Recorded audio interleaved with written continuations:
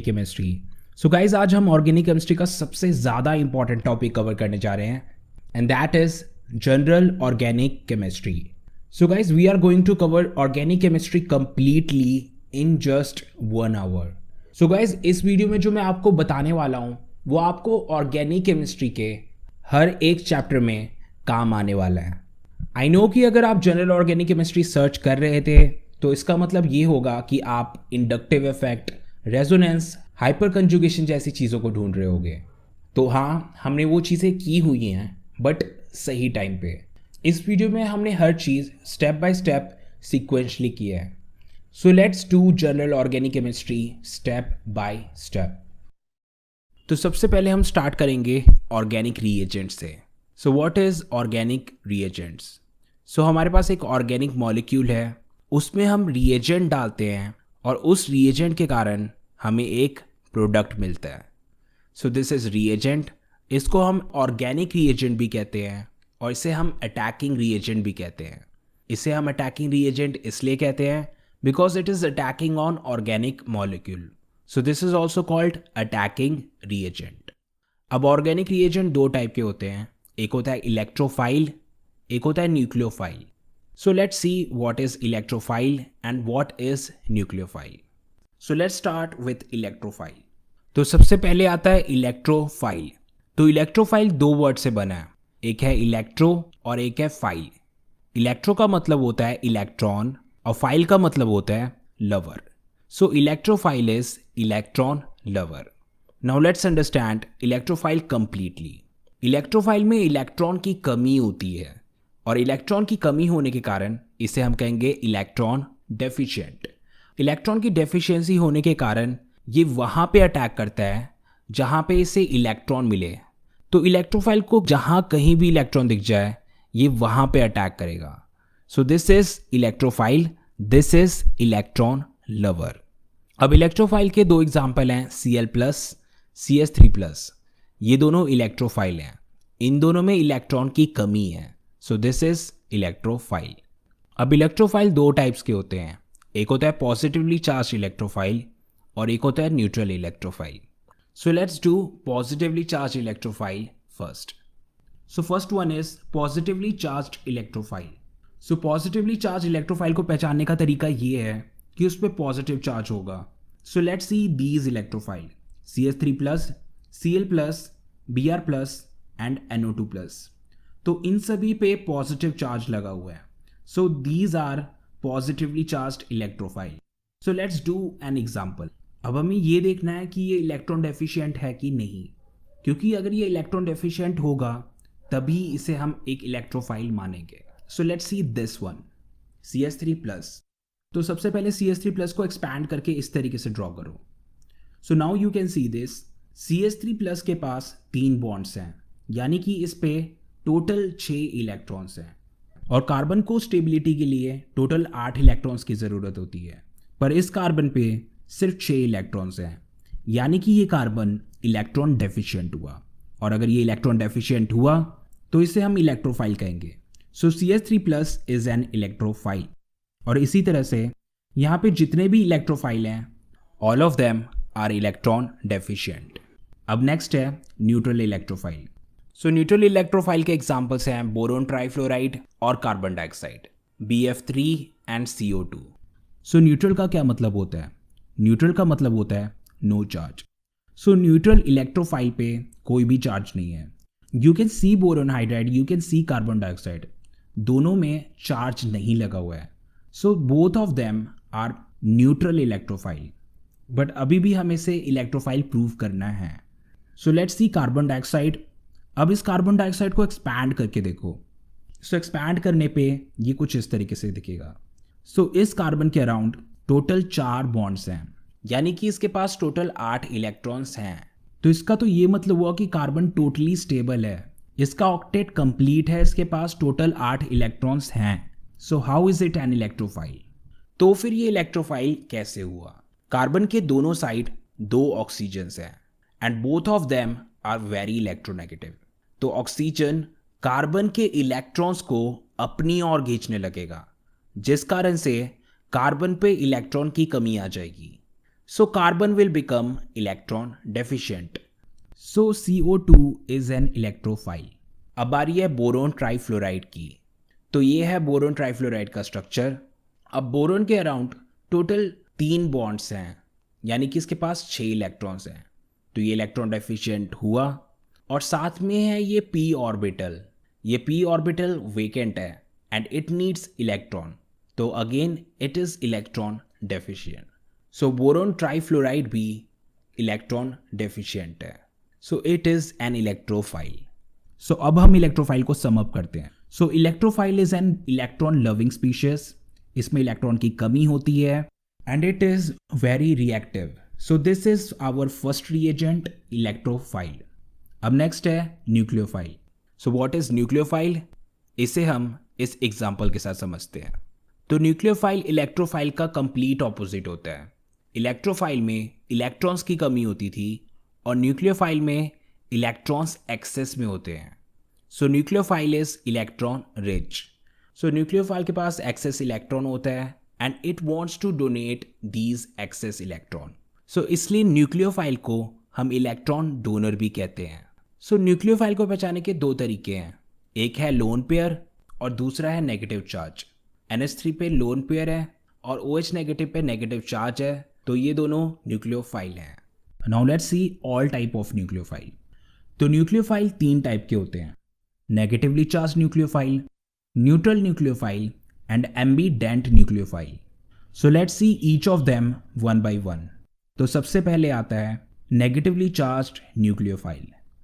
सो इसके एग्जाम्पल हैं H negative, OH negative, RO negative, hydride, alcohol and alkoxy. अब इस नेगेटिव चार्ज का मतलब ये है कि इनके पास इलेक्ट्रॉन एक्सेस में है and this negative charge is sine of nucleophile. अब नेक्स्ट है न्यूट्रल न्यूक्लियोफाइल। न्यूट्रल का मतलब कि इस पे कोई चार्ज नहीं होगा। So let's C neutral nucleophile, NH3 and H2O, ammonia and water. Now let's expand both of them. तो ये है NH3। NH3 पे जो ये लोन पेयर है, दीज आर एक्सेस इलेक्ट्रॉन, तो इसके कारण इसे हम कहेंगे न्यूट्रल न्यूक्लियोफाइल। न्यूट्रल इसलिए क्योंकि इस पर कोई चार्ज नहीं, एंड न्यूक्लियोफाइल इसलिए क्योंकि इस पर एक्सेस इलेक्ट्रॉन्स हैं।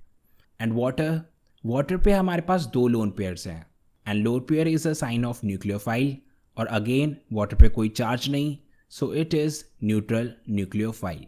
अब इसी तरीके से ROH और RNH2 ये दोनों भी न्यूक्लियोफाइल हैं। सो ROH पे ये जो 2 डॉट्स ऊपर नीचे लगे हैं, दीज आर लोन पेयर। सो इस पे भी लोन पेयर प्रेजेंट है और दूसरे वाले पे भी लोन पेयर प्रेजेंट है, so both of them are nucleophile. So ये था हमारा न्यूट्रल न्यूक्लियोफाइल। अब नेक्स्ट है ambident nucleophile. So what is an ambident nucleophile? Normal nucleophile पे हमारे पास एक ही एटम पे लोन पेयर्स होते थे, पर इस न्यूक्लियोफाइल में एक लोन पेयर कार्बन पे है, एक लोन पेयर नाइट्रोजन पे है। तो ये न्यूक्लियोफाइल कार्बन से भी अटैक कर सकता है और नाइट्रोजन से भी अटैक कर सकता है। सो इसके पास 2 अटैकिंग साइट्स हैं। सो this is cyanide and this is a special type of nucleophile, और इसे हम कहते हैं एम्बीडेंट न्यूक्लियोफाइल। तो हमने न्यूक्लियोफाइल कर लिया। सो हमारे जितने भी रिएजेंट्स थे वो हो गए electrophile as well as nucleophile.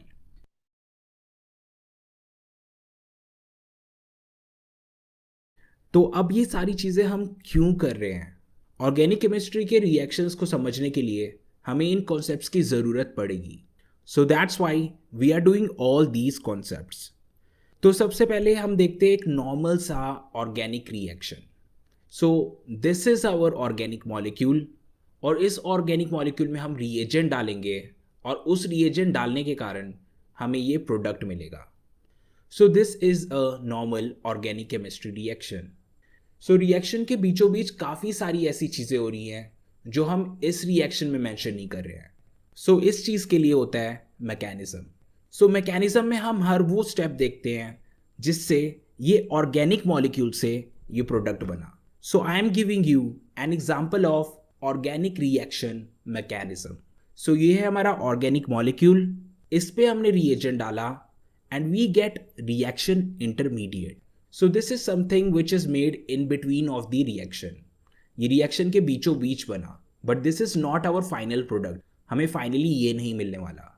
अब इस रिएक्शन इंटरमीडिएट में चेंजेस आएंगे जिसके कारण से हमें प्रोडक्ट मिलेगा।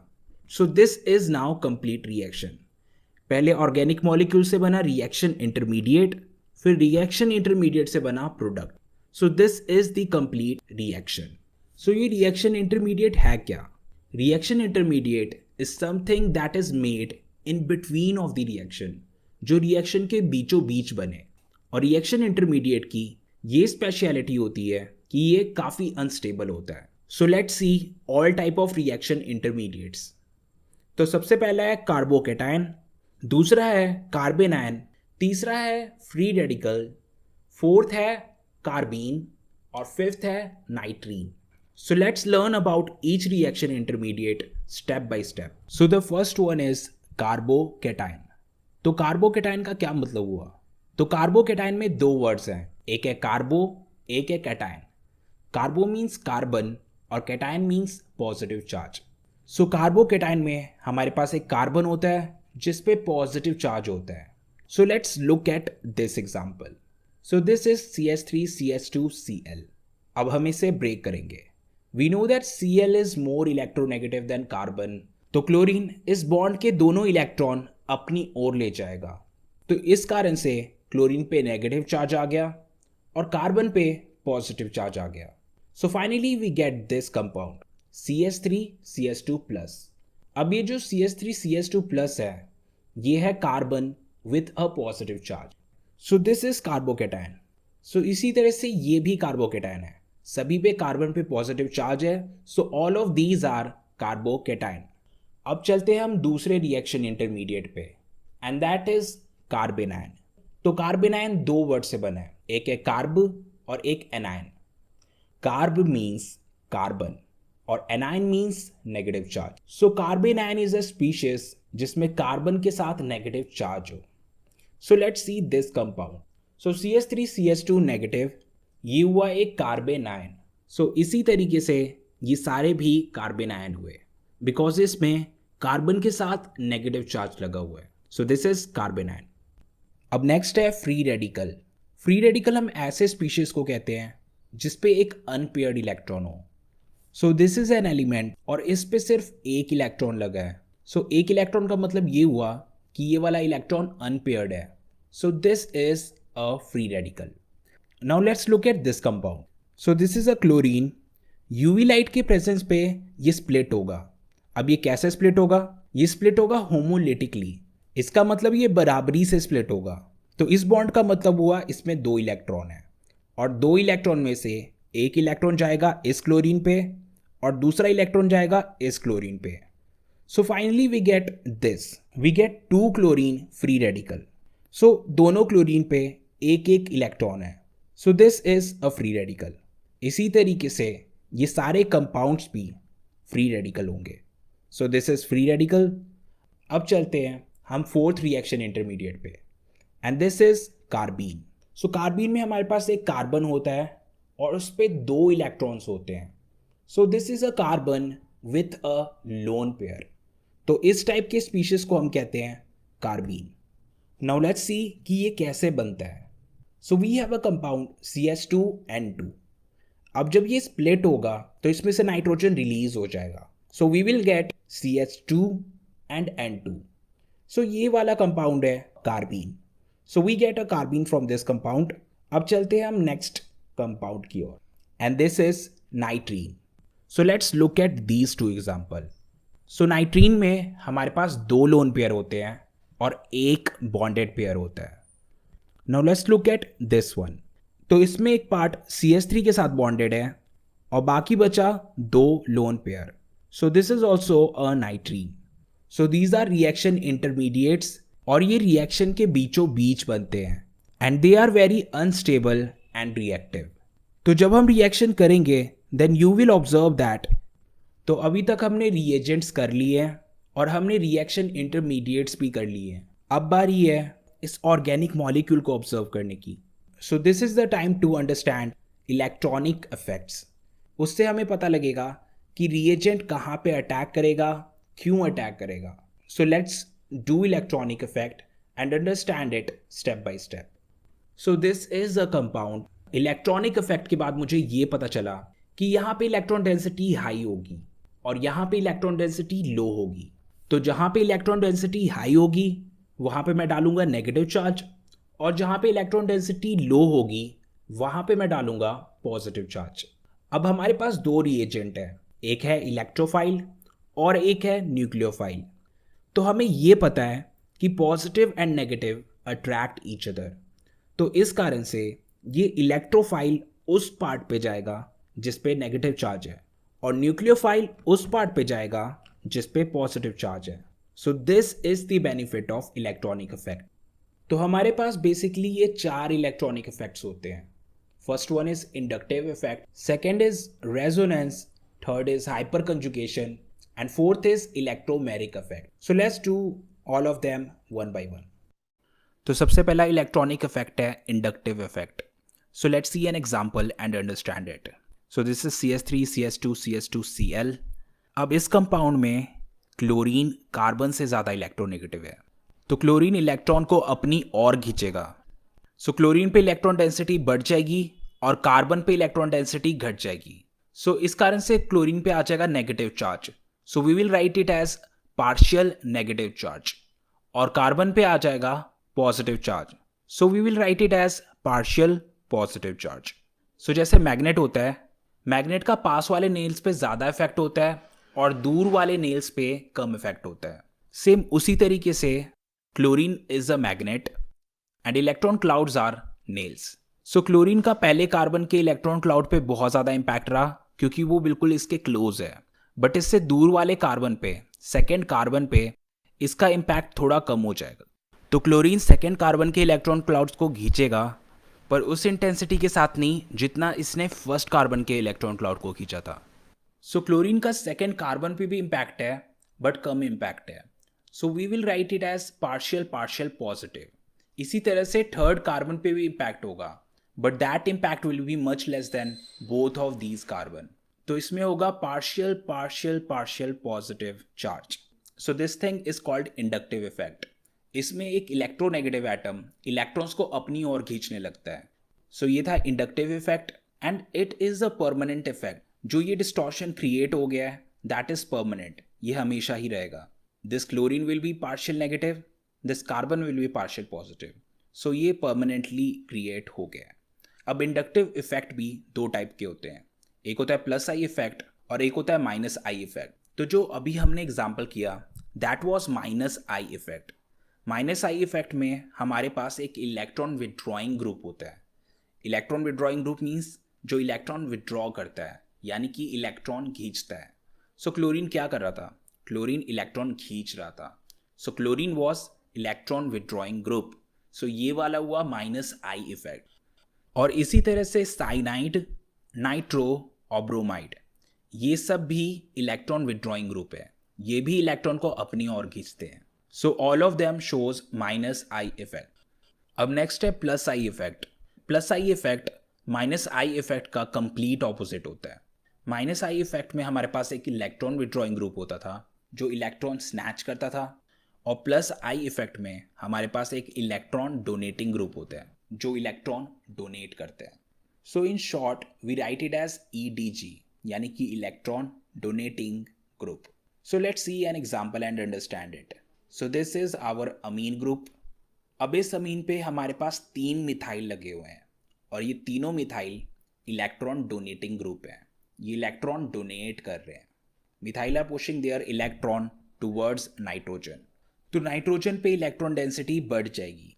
सो यहाँ पे लग रहा है plus I effect.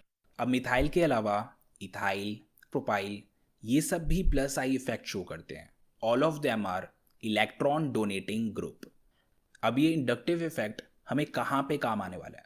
So let's see it. So we have these 2 carbocation. अब इन दोनों कार्बोकेटायन में से हमें ये बताना है कि कौन सा कार्बोकेटायन सबसे ज़्यादा स्टेबल है. So let's see it. तो कार्बोकेटायन अनस्टेबल क्यों है? कार्बोकेटायन इलेक्ट्रॉन डेफिशिएंसी के कारण अनस्टेबल है. Look at this, here we have positive charge on it. यहाँ पे इलेक्ट्रॉन डेफिशिएंसी है और स्टेबिलिटी के लिए इसे इलेक्ट्रॉन्स की ज़रूरत है. तो इसे ये इलेक्ट्रॉन्स कहाँ से मिलेंगे? So we have CH3 around it, we have methyl around it. Methyl क्या करता है? मिथाइल अपने इलेक्ट्रॉन पुश करता है। सो इसके पास जो इलेक्ट्रॉन होंगे ये पुश करेगा। तो मिथाइल इलेक्ट्रॉन डोनेटिंग ग्रुप है, ये इलेक्ट्रॉन डोनेट कर रहा है। और जब ये इलेक्ट्रॉन डोनेट करेगा तो इस कार्बोकेटाइन की इलेक्ट्रॉन डेफिशिएंसी खत्म हो जाएगी। सो ये वाला कार्बोकेटाइन बहुत स्टेबल हो जाएगा क्योंकि इसके पास तीन तीन मिथाइल्स हैं। बट दूसरे वाले केस को देखते हैं। दूसरे वाले केस में हमारे पास सिर्फ 2 मिथाइल हैं और ये मिथाइल स्टेबिलिटी में हेल्प करेंगे। It will not make it as stable as the first one. First one वाले में 3 मिथाइल थे बट इस वाले में सिर्फ 2 मिथाइल हैं। So it will be comparatively less stable than the first one. तो ये था stability of carbocation. Next is stability of carbanion. So we have these 2 compounds. ये दोनों के दोनों कार्बेनाइन हैं, दोनों पे नेगेटिव चार्ज है। नेगेटिव चार्ज का ये मतलब हुआ कि इस कार्बन पे इलेक्ट्रॉन डेंसिटी हाई है और इलेक्ट्रॉन डेंसिटी हाई होने के कारण ये अनस्टेबल है। Now look at these methyl groups. यहाँ पे 3 मिथाइल ग्रुप है और मिथाइल ग्रुप क्या होते हैं? Electron donating group. तो ये अपने इलेक्ट्रॉन इस कार्बन की ओर पुश कर रहे हैं। तो उससे क्या होगा? इस कार्बन पे इलेक्ट्रॉन डेंसिटी पहले ही हाई थी, अब और भी ज़्यादा हाई हो जाएगी। तो इससे क्या हुआ? This carbanion became highly unstable. Now look at this second one. So यहाँ पे हमारे पास 2 मिथाइल है which is less than the previous one. So ये 2 मिथाइल अपने इलेक्ट्रॉन पुश कर रहे हैं, they are electron donating group, हमें पता है। But it will not affect this carbanion as much as the first one क्योंकि वहाँ पे 3 मिथाइल थे और यहाँ पे सिर्फ 2 मिथाइल हैं। So the first one was highly unstable and the second one is comparatively less stable. तो इसका ये मतलब हुआ that second one is more stable than the first one. तो इंडक्टिव इफेक्ट यहाँ पे काम आता है। So let's see next application of inductive effect. So next is stability of acid. So we have 2 acids here. अब इन दोनों में कार्बोक्सिलिक एसिड लगा हुआ है। So what actually makes them acid? This part. अगर ये H पॉजिटिव को यानी कि प्रोटॉन को इजीली लूज कर देता है then it is a good acid. So इन दोनों में से जो कोई भी H पॉजिटिव को इजीली लूज कर दे that will be the best acid. अब हमें ये पता लगाना है कि इन दोनों में सबसे ज़्यादा एसिडिक कौन है। तो सबसे पहले दोनों को एक्सपैंड करो। So let's look at the first one. So we have chlorine around this carbon. और क्लोरीन का क्या काम होता है?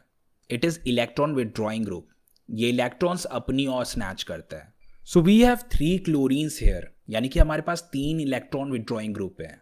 So they will snatch electron towards them. So इसके रिटर्न में क्या होगा? This carbon will snatch electron from this carbon and this carbon will snatch electron from this oxygen. अब ये ऑक्सीजन क्या करेगा? This oxygen will snatch electrons from this hydrogen और इस कारण से ये दोनों इलेक्ट्रॉन चले जाएंगे ऑक्सीजन की ओर और हाइड्रोजन के पास इलेक्ट्रॉन बचेगा नहीं and this H will leave as H positive. सो 3 क्लोरीन के कारण इसमें इतनी इलेक्ट्रॉन डेफिशिएंसी क्रिएट होगी कि H पॉजिटिव इस कंपाउंड को छोड़ देगा। सो this compound is very acidic. अब हम चलते हैं नेक्स्ट कंपाउंड पे। सो इस कंपाउंड में हमारे पास 2 क्लोरीन। तो ये 2 क्लोरीन भी इलेक्ट्रॉन डेफिशिएंसी क्रिएट करेंगे but not more than the previous one. So yes H positive will leave this compound but it will not be as acidic as the previous one. पहले वाले में 3 electron withdrawing group थे और दूसरे वाले में 2 electron withdrawing group. So the first one is more acidic and second one is comparatively less acidic. तो ये था एसिडिक स्ट्रेंथ। अब नेक्स्ट है basic strength. So let's do it. Now let's look at these 2 compound. Now we have these amine groups. अब इन दोनों पे lone pair लगा हुआ है। अब लोन पेयर के कारण ये होंगे लुईस बेस। जो अपना लोन पेयर इजीली डोनेट कर दे that is a good base.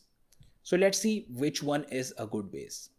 तो सबसे पहले वाले में हमारे पास 3 मिथाइल ग्रुप्स हैं और तीनों मिथाइल क्या हैं? Electron donating group.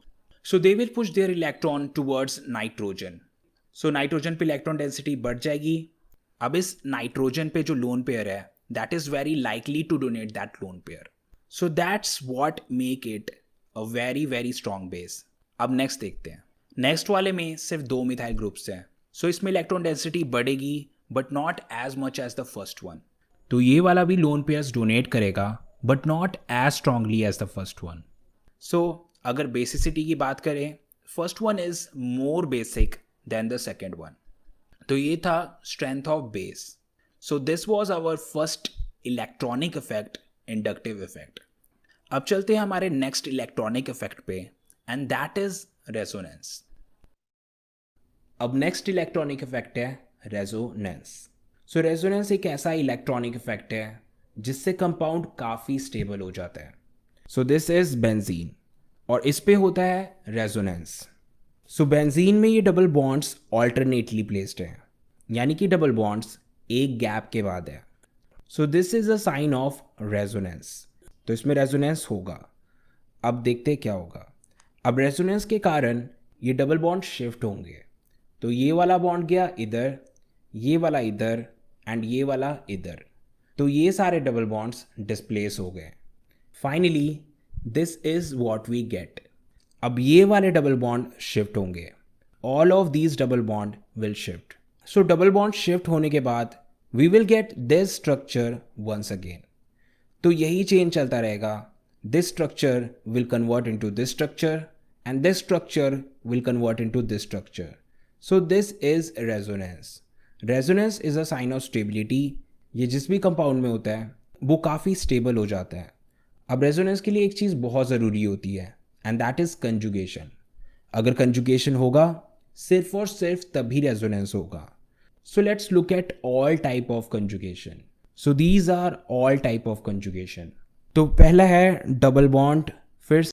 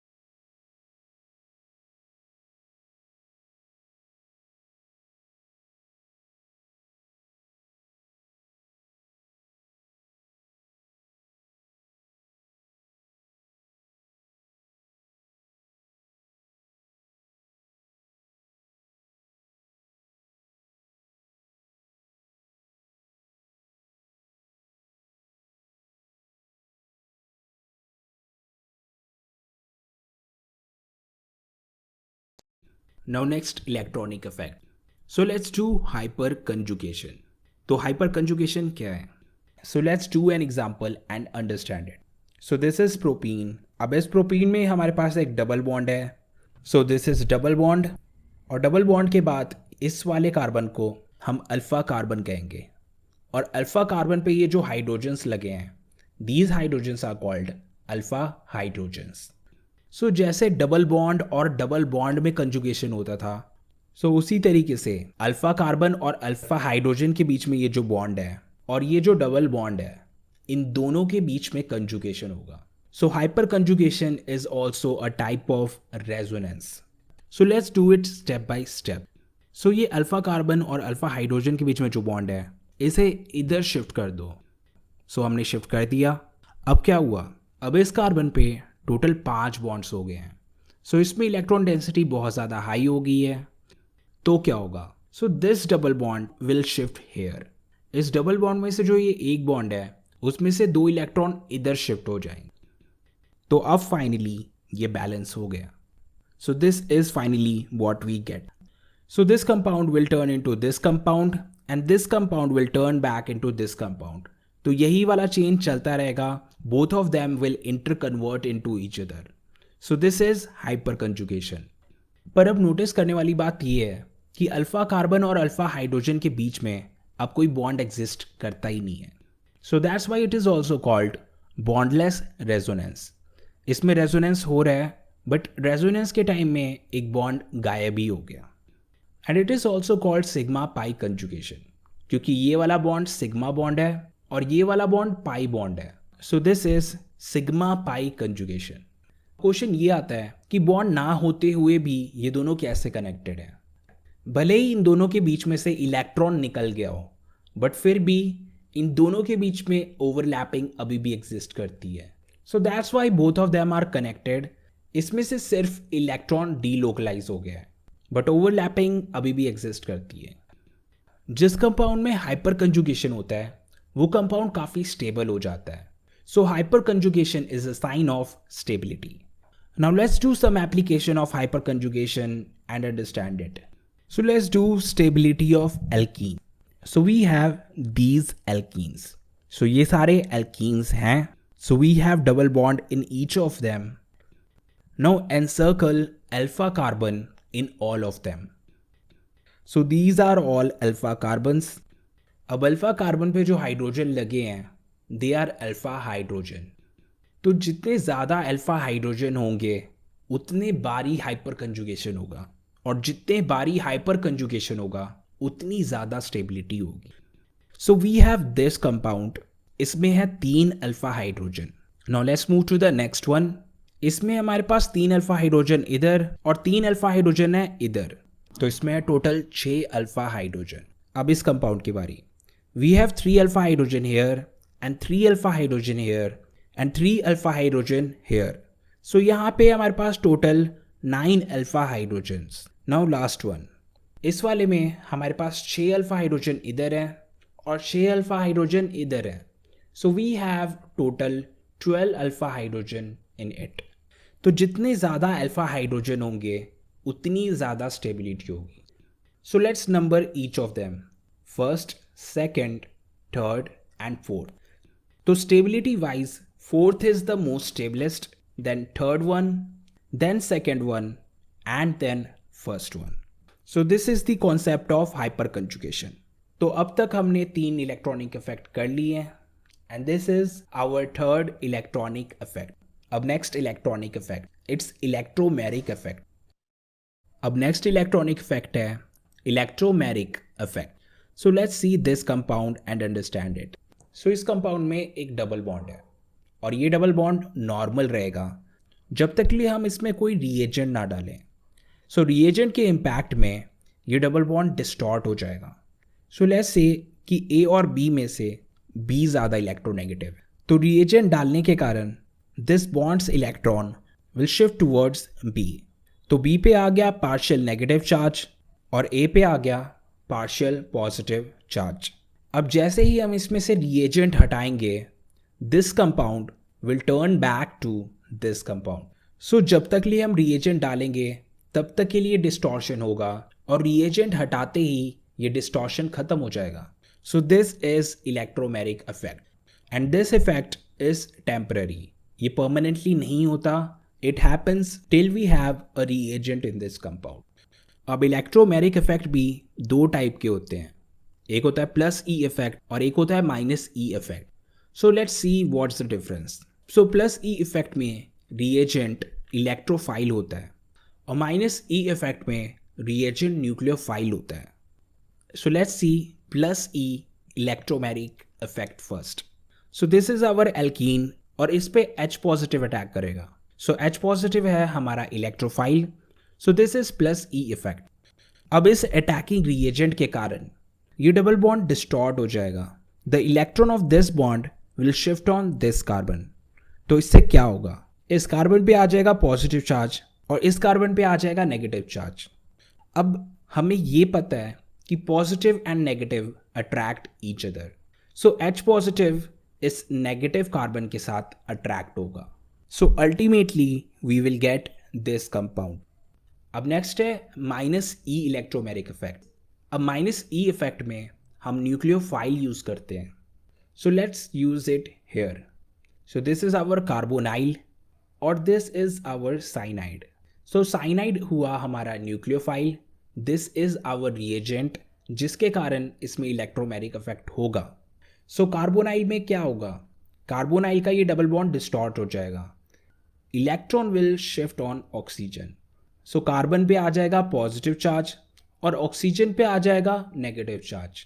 अब हमें ये पता है कि negative and positive attract each other, so cyanide इस पॉजिटिव पार्ट के साथ जाएगा, so we will get this compound. So this is our minus E effect. इसमें हमने न्यूक्लियोफाइल यूज़ किया and this is a temporary effect. जब तक ये रिएजेंट है तब तक के लिए ये डिस्टॉर्शन होगा, और जब रिएजेंट हट गया तो ये डिस्टॉर्शन ख़त्म हो जाएगा. So these were electronic effect. Organic chemistry को समझने के लिए इस कॉन्सेप्ट को समझना ज़रूरी है, और जब जब हम ऑर्गेनिक केमिस्ट्री करेंगे this concept will come again and again. You will see that. So this was electronic effect. अब चलते हैं हमारे नेक्स्ट कॉन्सेप्ट पे. अब चलते हैं ऑर्गेनिक रिएक्शंस पे. Now it's time to do organic reactions. तो ऑर्गेनिक रिएक्शन बेसिकली 4 टाइप के होते हैं. First one is substitution reaction, second is addition reaction, third is elimination reaction and fourth is rearrangement reaction. तो सबसे पहले हम start करते हैं substitution reaction. It is a reaction in which one atom replaces other. तो हमारे पास ये organic compound है. अब हम इसमें अटैकिंग रिएजेंट डालेंगे and this attacking reagent will replace an atom from this compound. So consequently ये वाला एटम कंपाउंड को छोड़ देगा और न्यू वाला एटम इस कंपाउंड पे आ जाएगा. So we will get this compound. So this is a simple substitution reaction. अब सब्सटीट्यूशन रिएक्शन भी 3 टाइप के होते हैं. एक होता है इलेक्ट्रोफिलिक, एक होता है न्यूक्लियोफिलिक, और तीसरा free radical substitution reaction. So let's do each of them one by one. तो सबसे पहले आता है न्यूक्लियोफिलिक सब्सटीट्यूशन रिएक्शन. तो नाम से ही क्लियर है कि इसमें न्यूक्लियोफाइल दूसरे एटम को रिप्लेस करेगा. सो this is nucleophilic substitution reaction. So nucleophile is attacking reagent, so it is doing it's work, it is attacking. अब अटैक करने के बाद न्यूक्लियोफाइल इस एटम की जगह लग जाएगा और ये वाला एटम बाहर निकल जाएगा. Now let's see an example and understand it clearly. So let's do a reaction between OH negative and CH3Cl. So OH negative हमारा न्यूक्लियोफाइल हुआ. अब ये न्यूक्लियोफाइल अपना काम करेगा. It will attack on this compound. अब पहले हम CH3Cl को ब्रेक करके देखते हैं. सो ब्रेक करने पे we will get CH3 positive and Cl negative. ऐसा इसलिए क्योंकि क्लोरीन ज़्यादा इलेक्ट्रोनेगेटिव होता है और कार्बन कम इलेक्ट्रोनेगेटिव. सो कार्बन पे आएगा पॉजिटिव चार्ज और क्लोरीन पे आएगा नेगेटिव चार्ज. अब हमारा OH नेगेटिव नेगेटिव है, तो ये नेगेटिव पार्ट पॉजिटिव पार्ट के साथ जाएगा. Negative part attracts positive part. So इसलिए CH3 पॉजिटिव और OH नेगेटिव एक दूसरे के साथ जुड़ जाएंगे एंड कंसिक्वेंटली Cl नेगेटिव इस कंपाउंड को छोड़ देगा. So we will get CH3OH and Cl negative. So CH3OH को हम कहते हैं methanol. So this is nucleophilic substitution reaction. अब नेक्स्ट है इलेक्ट्रोफिलिक सब्सटीट्यूशन रिएक्शन. सो ये भी एक सब्सटीट्यूशन रिएक्शन है just like the previous one, पर इस बार इसमें न्यूक्लियोफाइल की जगह एक इलेक्ट्रोफाइल अटैक करेगा. So let's see an example and understand it. So this is our benzene and we have this Cl positive and electrophile. अब ये इलेक्ट्रोफाइल बेंजीन पे अटैक करेगा. So this Cl positive will attack on hydrogen and it will remove it. So hydrogen will leave as H positive. तो क्या हुआ? We get this compound, benzene with chlorine, and H positive is out. So this is chlorobenzene. So this is electrophilic substitution reaction. So nucleophile को replace करता है और electrophile electrophile को replace करता है. लास्ट एग्जाम्पल में OH नेगेटिव ने Cl negative को रिप्लेस किया, तो OH नेगेटिव और Cl नेगेटिव दोनों के दोनों न्यूक्लियोफाइल थे. सो न्यूक्लियोफाइल ने न्यूक्लियोफाइल को रिप्लेस किया, और इस एग्जाम्पल में Cl पॉजिटिव ने H पॉजिटिव को रिप्लेस किया. सो Cl पॉजिटिव और H पॉजिटिव दोनों के दोनों इलेक्ट्रोफाइल हैं. सो इस केस में इलेक्ट्रोफाइल ने इलेक्ट्रोफाइल को रिप्लेस किया. सो जब भी आप सब्सटीट्यूशन रिएक्शन करोगे तो इस बात का ध्यान रखना. अब last substitution reaction free radical substitution reaction. तो यहाँ पे हमारे पास एक मीथेन है और एक क्लोरीन है. सो अब हम इन दोनों को रिएक्ट करके देखते हैं in the presence of ultraviolet light. So UV light chlorine को स्प्लिट करेगा. सो क्लोरीन किस तरीके से स्प्लिट होगा? एक इलेक्ट्रॉन इस क्लोरीन पे और दूसरा इलेक्ट्रॉन इस क्लोरीन पे. So we will get chlorine free radical from it. So UV light के कारण we get chlorine free radical. So this free radical will now attack on methane. So this chlorine free radical will replace hydrogen. So this hydrogen will leave as hydrogen free radical और chlorine free radical इस methane के साथ जुड़ गया. So we will get this compound CH3Cl chloromethane. पर अभी भी हमारे पास एक क्लोरीन फ्री रेडिकल बचा है. क्लोरीन में से एक क्लोरीन फ्री रेडिकल तो कंपाउंड पे लग गया, बट बचा एक chlorine free radical. That will connect with hydrogen free radical and they will form HCl. So this was complete free radical substitution reaction. So substitution reaction is done. In case आपने हमारा substitution reaction video नहीं देखा, so definitely check that out. उस video में हमने इस topic को काफ़ी डेप्थ में कवर किया है. अब नेक्स्ट है एडिशन रिएक्शन.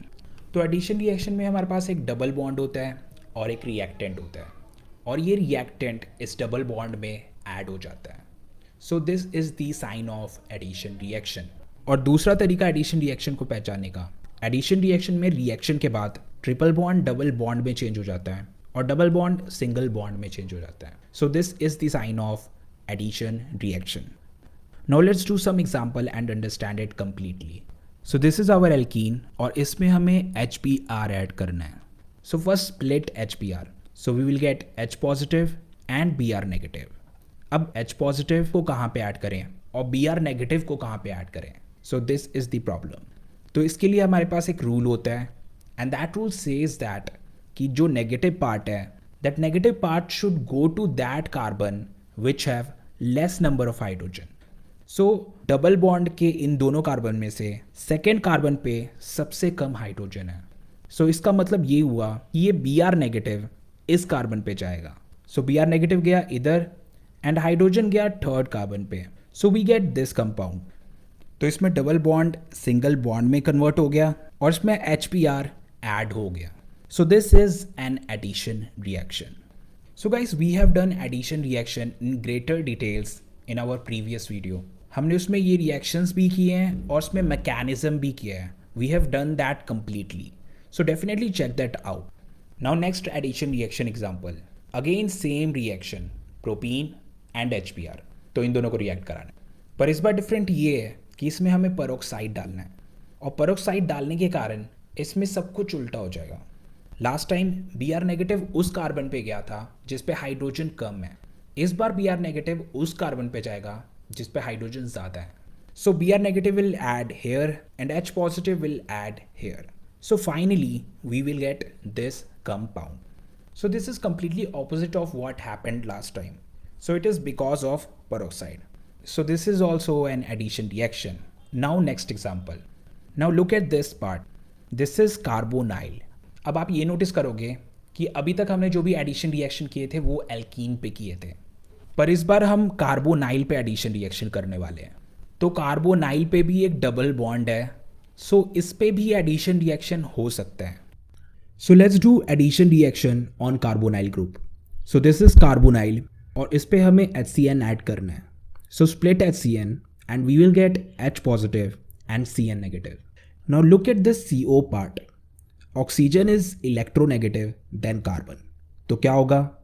इस बॉन्ड के दोनों इलेक्ट्रॉन ऑक्सीजन की ओर चले जाएंगे एंड कार्बन इलेक्ट्रॉन डेफिशिएंट हो जाएगा. सो इस कारण क्या हुआ? So carbon became positive and oxygen became negative. अब नेगेटिव के साथ पॉजिटिव अट्रैक्ट होता है, so cyanide will go towards C positive and H positive will go toward O negative. So we get this compound. तो इसमें भी addition reaction हुआ. तो एडिशन रिएक्शन होता है डबल ट्रिपल बॉन्ड पे, जैसे कि एल्कीन एल्काइन और carbonyl group. So addition reaction को हमने काफ़ी डिटेल में एक सेपरेट वीडियो में कवर किया है, so definitely check that out. अब नेक्स्ट है elimination reaction. Elimination reaction is kind of opposite of addition reaction. Addition reaction में हम ऐड करते थे और एलिमिनेशन रिएक्शन में हम एलिमिनेट करते हैं.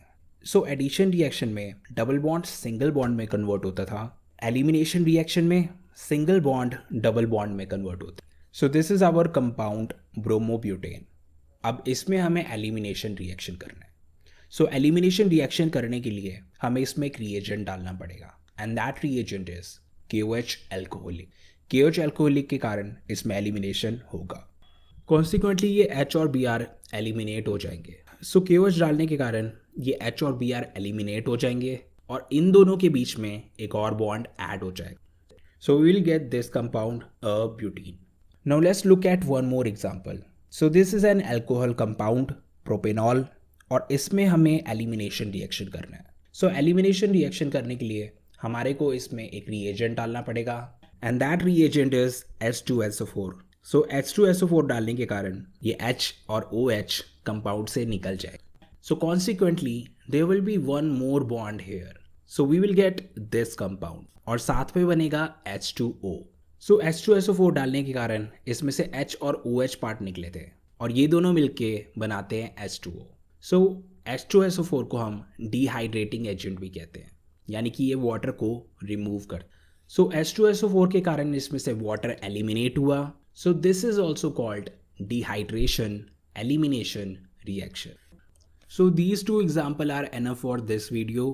पर अगर आपको एलिमिनेशन रिएक्शन डेप्थ में करना है then you can check out our elimination reaction video. उसमें हमने एलिमिनेशन रिएक्शन डिटेल में कवर किया है. तो अब तक हमने सब्स्टिट्यूशन रिएक्शन कर लिया, एडिशन रिएक्शन कर लिया, एलिमिनेशन रिएक्शन कर लिया. Now let's look at another reaction, rearrangement reaction. तो रीअरेंजमेंट का आपको मतलब पता होगा. सो रीअरेंजमेंट का मतलब होता है रीअरेंज करना, यानी कि दोबारा अरेंज करना. सो let's look at this example. So this is a primary carbocation और इसमें रीअरेंजमेंट रिएक्शन होगा. So this is a methyl. अगर इस मिथाइल को हम रीअरेंज करें सो ये मिथाइल चले जाएगा इधर. So we will get this. Methyl को शिफ्ट करने पे अब इस कार्बन पे इलेक्ट्रॉन डेफिशिएंसी क्रिएट होगी एंड इस कार्बन पे इलेक्ट्रॉन डेफिशिएंसी खत्म हो गई. So now we get positive charge here. So इस रिएक्शन में हुआ रीअरेंजमेंट रिएक्शन. तो पहले तो ये प्राइमरी कार्बोकेटायन था पर अब ये बन गया है टर्शरी कार्बोकेटायन. अब क्योंकि कार्बोकेटायन स्टेबल होना चाहता है so it will spontaneously change into tertiary carbocation. So इस रिएक्शन में हमें कोई रिएजेंट डालने की ज़रूरत नहीं है. Methyl shift will happen automatically so that this primary carbocation changes into tertiary carbocation. So इसमें जो रीअरेंजमेंट रिएक्शन हुआ है दैट हैपेंड स्पॉन्टेनियसली. अब next rearrangement reaction. So this is butane और इसमें हमें रीअरेंजमेंट रिएक्शन करना है. So this is not a carbocation, this is a normal organic compound. तो इसमें रीअरेंजमेंट रिएक्शन अपने आप नहीं होगा. We need to put some reagent so that इसमें रीअरेंजमेंट रिएक्शन हो. तो इसमें हमने डाला AlCl3. सो AlCl3 डालने के कारण इसमें मिथाइल शिफ्ट होगा. अब ये वाला मिथाइल सेकेंड कार्बन पे शिफ्ट हो जाएगा. So we will get this compound. तो इसमें रीअरेंजमेंट रिएक्शन हो गया एंड वी गेट 2